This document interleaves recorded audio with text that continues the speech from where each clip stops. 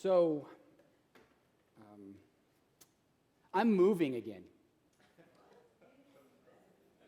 Again. On February 2nd, which is Super Bowl Sunday, I've got my U-Haul all reserved. And as soon as we adjourn council that day, I've hired a couple of the youth to come and help me. And we're going to pick up my moving van, and we're going to go out to the desert, and we're going to put my stuff in it. And I'm going to go move to a new place over in University Heights.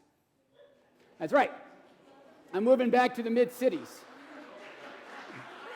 Now, you clap. My new neighbors might not clap, but you clap. Yeah, you do. Now, I love the desert. Don't get me wrong. I love the desert. I love the coyotes howling.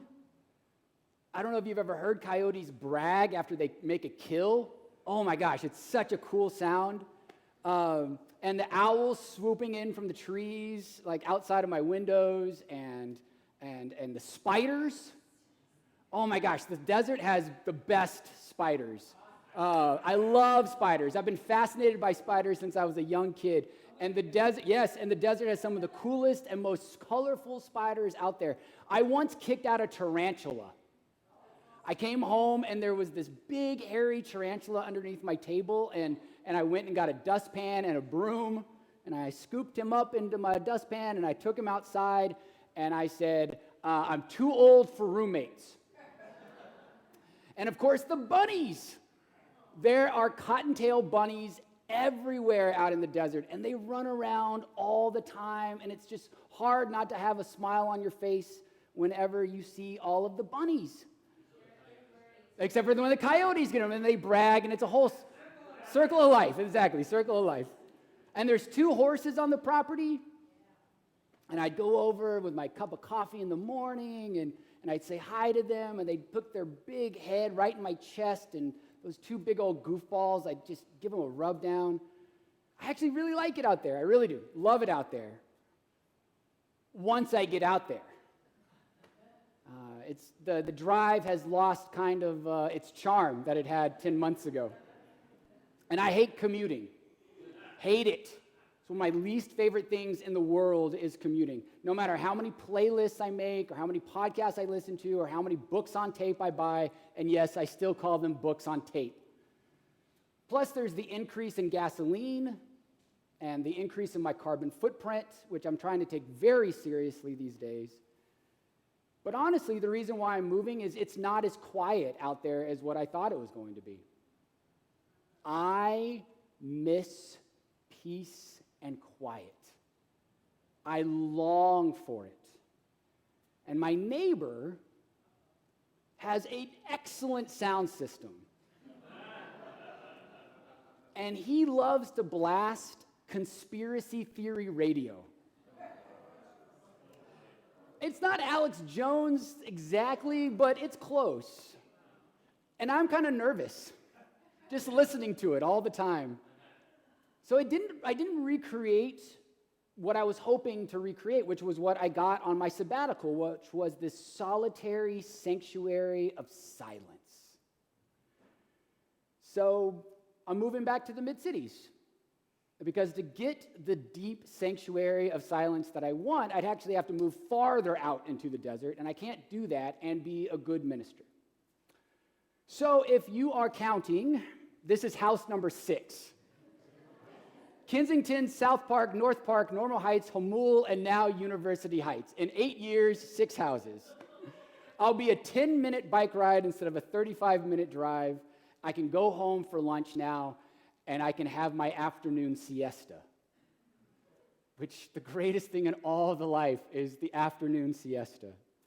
And when the time is right, I'll be able to get a dog, maybe even a truck.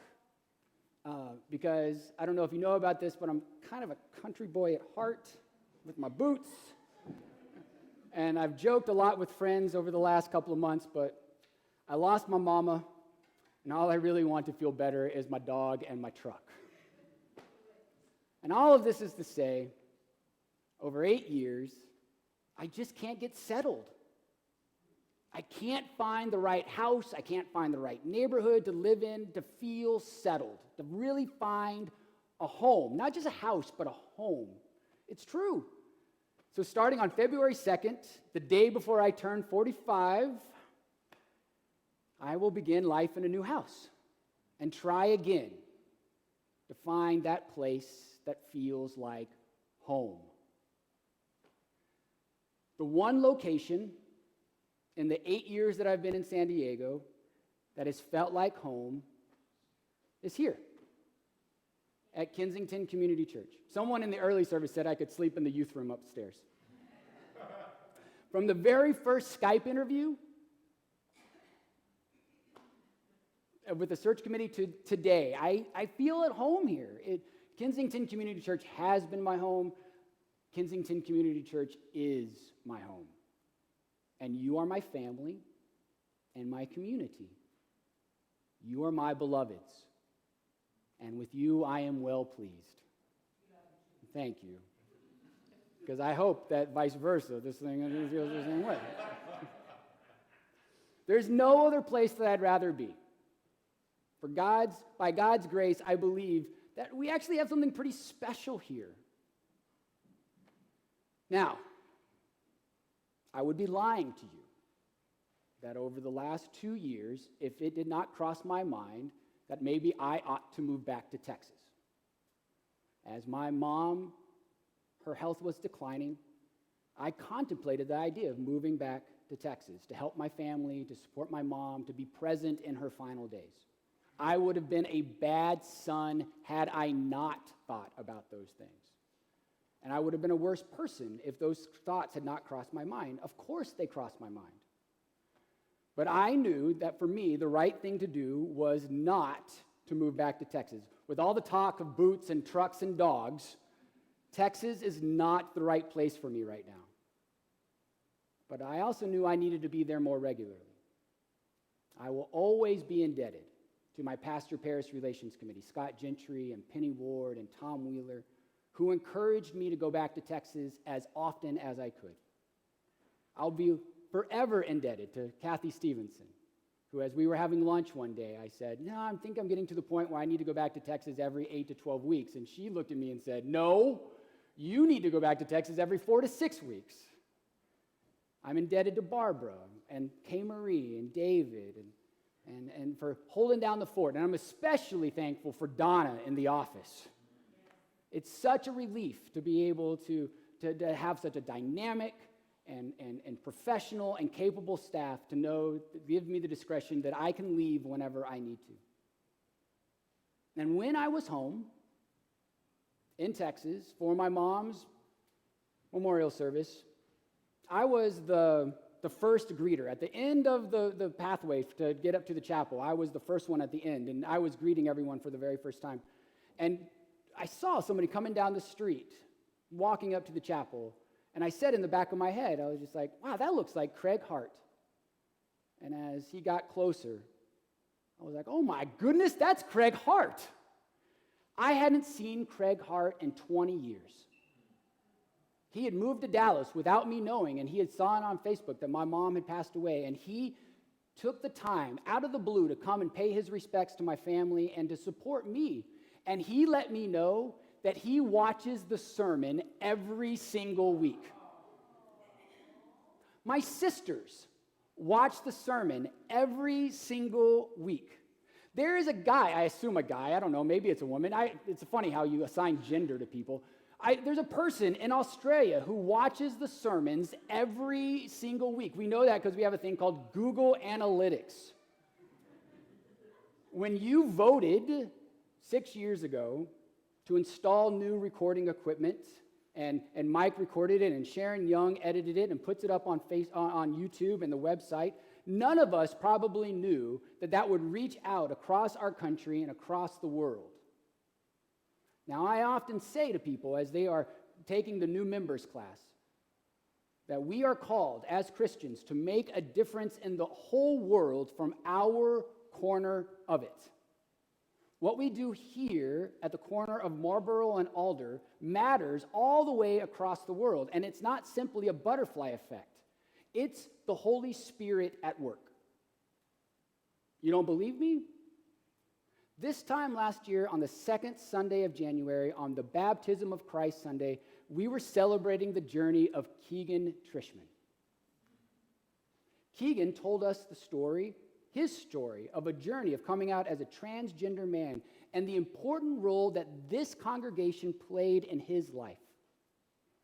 I was incredibly inspired by Keegan. You were incredibly inspired by Keegan because you gave Keegan a standing ovation.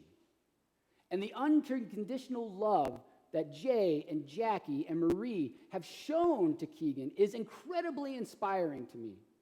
Even when they might not have actually understood what was going on, that was not a prerequisite for love and support. And with all the ups and downs, ins and outs, twists and turns, the love of this congregation and the love of this family gave Keegan the courage to receive the affirmation of God that Keegan is God's beloved. And Keegan shared that story to remind us that we are all God's children, made in God's image. And then Keegan's story was recorded and edited, put up on YouTube, and sent out into the ether on our website and YouTube channel. And lo and behold, somewhere, someone watches it and sees it, the story of a transgender man being told from the pulpit of a Christian church, and they feel then God's love as they watch Keegan's story played out on the midst of their phone or tablet or laptop or screen, and the greater story of God's grace and peace and love, and they send an email. And they write, and I quote, "We usually don't know how we impact others, but I wanted to reach out to you to let you know how you have impacted me." That was the very first sentence of an email sent to info@kensingtonucc.com. That's our general email address, by someone named Arnold, who lives somewhere out beyond our four walls. And a few weeks after we uploaded Keegan's sermon and the name blessing ceremony that we celebrated last January 2019, Arnold goes out of his way saying that he watches the sermon every single week. Hi, Arnold. Hi, Arnold. And that they bring him so much hope, which he is often in short supply, but his heart gets filled up watching the sermon and knowing that there is a church such as this out there. Of course, I emailed Arnold back, inviting him to join us if he ever found himself in Greater San Diego, but I've never received a second email from Arnold. Our church's ministry and mission, our prayers and our songs, the nurture of our children and youth, the faith of this place impacts people well beyond our four walls, our zip code, our time zone. I say that is Holy Spirit stuff. I can only chalk it up to such a thing. For it's a validation of our missions and our value statement that we offer each week in response to your gifts and your offerings that people so generously and graciously share. So as we embark on the 8th year together as minister and congregation, I am so grateful of where we have been and who we have been. I am incredibly proud of who we are and where we are. And I am so hopeful that God will guide us and God will continue to shape us in the near and not so near future. For this past September, we celebrated 90 years as a congregation and a spiritual home, but God has more light to come forth from this place, from the corner of Marlborough and Alder. I believe that. Do you believe that? Kensington Community Church is a unique place. We are not a dime a dozen congregation. This past week, I was talking to my clergy group. I've mentioned them a number of times. It's a group of friends all over the country. We talk every Thursday morning. We shape each other's sermons. And they asked me, after I told them I was doing this State of the Church thing, they said, so what do you feel makes Kensington Community Church so unique? And do it in one word. And I thought about it. And the word I came up with was hope. We abide in hope. People come in to this place with whatever is going on in their lives, on the micro level, relationship stuff, financial stuff, health stuff, grief stuff. And then people come in here, it's a very educated, very aware congregation, and they very much know what's going on around them on the macro level. Climate crisis and the rise of fundamentalism and anti-Semitism, the violence against queer people and the national political rhetoric and divide that just permeates throughout our country. And we don't shy away from those things here at Kensington Community Church, but we address them with integrity and courage. And what I believe makes Kensington so unique is that we are so real about these things, and yet we still, even in the reality of such things, we abide in hope. And this hope permeates everything that we do here. Hope allows us to take a leap of faith on a budget 6 years ago when we passed a 5-year plan. Hope allows us to keep our sense of humor as well as our sense of responsibility. Hope gives us a song in our heart and a prayer on our lips. Hope wears our knees out and makes us stand up straight and strong. Hope cries tears of sorrows when we lose loved ones, and then it laughs with joy in the promise that we will see them again. Hope doesn't judge. Hope empathizes. Hope tries to understand. Hope meets people where they are at in their lives. Hope doesn't judge them for not being where you want them to be in their lives. Hope welcomes the stranger, makes them a friend, feeds them at the table, and gives them living water to drink. Hope removes the scales from our hearts, unclogs our ears, gives us new vision to which to see the beauty and blessing of God all around us. And I have come to know that not every church abides in hope. I've also come to know that we are not everything to every person. I am not the minister for every person. We are not some people's cup of tea. I am not someone's cup of tea. And I'm okay with that. Other churches handle the realities of our lives by being an activist church or by hiding behind the promises of the sweet by and by. Those churches are good. Those churches are right. I'm so happy that there are those churches. We are not those churches, though sometimes we may lean one way or the other. So, in whatever 2020 brings to you and to us, I believe the state of Kensington Community Church will be strong because we are grounded and we abide in hope. And that hope opens us up to goodnesses and graces and mercies. It is the firm foundation upon which we stand.